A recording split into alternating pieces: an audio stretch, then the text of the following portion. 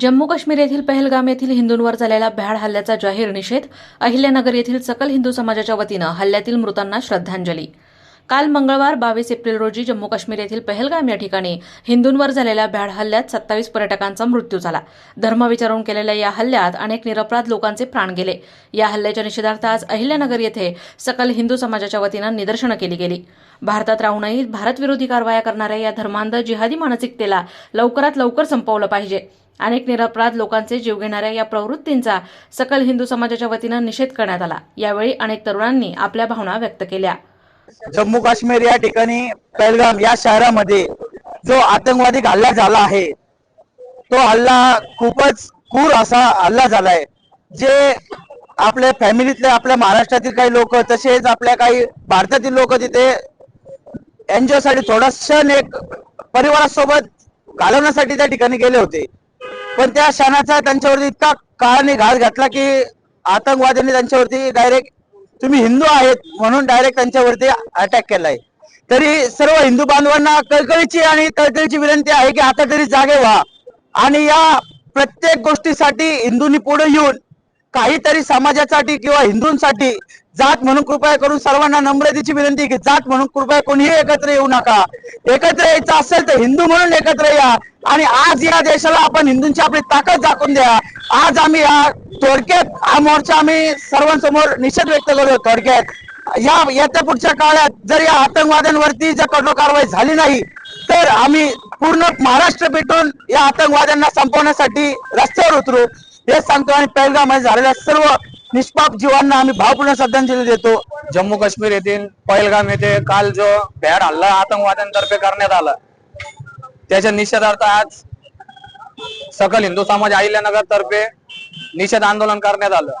काल जो गांडू पद्धतीने या गांडू आतंकवाद्यांनी निष्पाप हिंदूंवर जो गोळ्यांचा मारा केला त्यांचे जीव घेतले.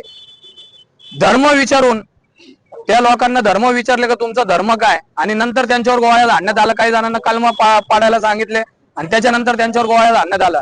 मग ह्या आतंकवाद्यांचा धर्म कोणचा, यांची जात कोणची? दर टायमाला हे पाकिस्तानी हे मुसलमान लोकच कस काय आतंकवादी म्हणून सामोरे जातात. तर आम्हाला सरकारला, भारत सरकारला आम्ही सर्व हिंदू जणांतर्फे एकच विनंती करतो का 24 तासामध्ये या गांडू आतंकवाद्यांना शोधून यांना आहे ना हरामखोरांना भर चौकामध्ये गोळ्या घाला आणि यांचे जे मृतदेह ते या भारत भूमीवर दफन करू नका. यांना तसंच जसं त्या लादेनला समुद्रामध्ये अमेरिकेने फेकलं तसंच यांचे मृतदेह त्या समुद्रामध्ये फेकून द्या. यांना या मातीवर सुद्धा गाडीचं यांची लायकी नाही.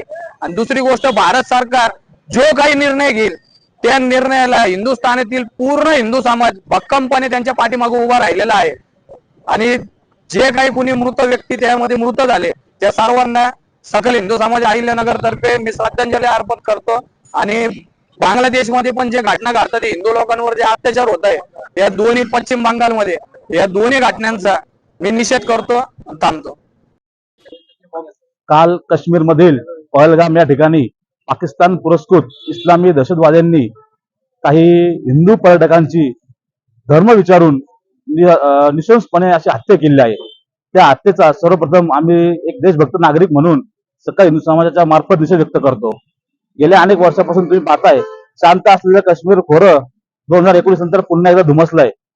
निवडक पद्धतीने हिंदू बांधवांची कत्तल करून पाकिस्तानने एकदा यावेळी त्यांच्या जात दाखवून दिलेली आहे. तर आम्ही या घटनेचा तीव्र निषेध करतो आणि सरकारला आम्ही एवढं सांगू इच्छितो की त्यांनी धर्म बघून या बांधवांची हत्या केली आहे तर तुम्ही सुद्धा त्याच्या दाढ्या आणि टोप्या बघून त्या हरामखोरांना भगवद्गीता किंवा हनुमान चालीसा वाचायला लावून जर त्यांना वाचता नाही आली तर त्यांची सुद्धा अशाच क्रूर पद्धतीने त्याच्या 100 पटीने जास्त क्रूर पद्धतीने त्यांची हत्या करावी आणि त्या दहशतवाद्यांना एक वेगळं उत्तर द्यावं एवढंच आम्ही सकल हिंदू समाजाच्या मार्फत मागणी करतो. धन्यवाद. जय श्रीराम. जम्मू काश्मीर येथील पहलगाम या ठिकाणी काल जिहादी वृत्तीच्या आतंकवाद्यांकडून जो दहशतवादी हल्ला हिंदू कुटुंबांवर झालेला आहे, जे कुटुंब आपलं सर्वस्व घेऊन त्या ठिकाणी विरंगुळ्यासाठी गेलेलं होतं. जम्मू काश्मीर हा स्वर्ग समजला जातो आणि त्यासाठी तिथं भारतातील तमाम नागरिक पर्यटनासाठी जात असतात. परंतु कालचा प्रकार हा अत्यंत क्लेशदायक आहे. म्हणजे त्या पर्यटकांना विचारण्यात आलं की तुमचा धर्म कोणता आहे. ज्यांनी धर्म सांगण्याला नकार दिला त्यांना कलमा पडायला लावला आणि बायका पोरांसमोर त्यांच्या माणसांची म्हणजे पुरुषांची गोळ्या घालून हत्या करण्यात आली.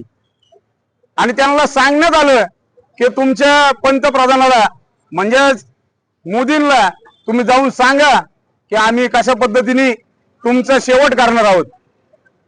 अशी मानसिकता याच्या आधी कधी पाहायला मिळाली नव्हती.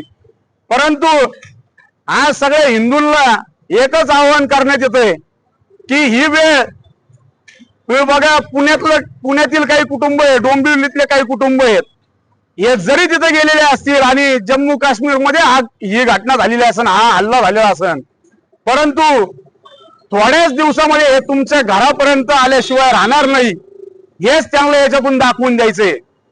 आणि हिंदूंनी किती दिवस हे सहन करणार आहे, प्रतिकार किती दिवस करायचा आहे, हे देखील आता ठरवण्याची वेळ आली आहे. भारतरत्न डॉक्टर बाबासाहेब आंबेडकरांनी जे संविधान स्थापन केलंय त्याचं पूर्ण पालन करण्याचा मागचा काय फक्त हिंदूंनीच घेतलेला आहे का, अशी देखील कुठेतरी हिंदूंना आता प्रश्न निर्माण होतोय. आणि हे सर्वोच्च न्यायालय जे अशा काही निर्णयांवर सरकारने घेतलेल्या त्याच्यावर प्रश्नचिन्ह उपस्थित करतात, त्या सर्वोच्च न्यायालय आता काय तोंड मुख घेऊन गप बसलंय का? आज त्यांना कोणताही प्रश्न पडत नाही का?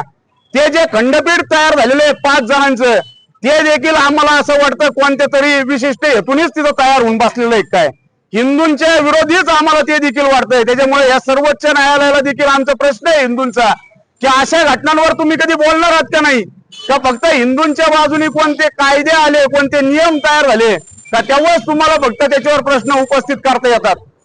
आम्ही सगळ्या हिंदूंच्या वतीने पहलगाम या ठिकाणी झालेल्या हिंदूंवरील अतिरेकी हल्ल्याचा आणि त्याचप्रमाणे गेल्या 2 महिन्यापासून पश्चिम बंगाल या ठिकाणी हिंदूंवर जे अनन्वित अत्याचार होते त्या अत्याचाराचा आम्ही सकल हिंदू समाज अहिल्यानगरच्या वतीने व समस्त हिंदुत्ववादी संघटनांच्या वतीने जाहीर निषेध व्यक्त करतो आणि त्या सर्व आत्म्यांना शांती लाभो अशी. प्रतिनिधी दीपक कासवा, अहिल्यानगर.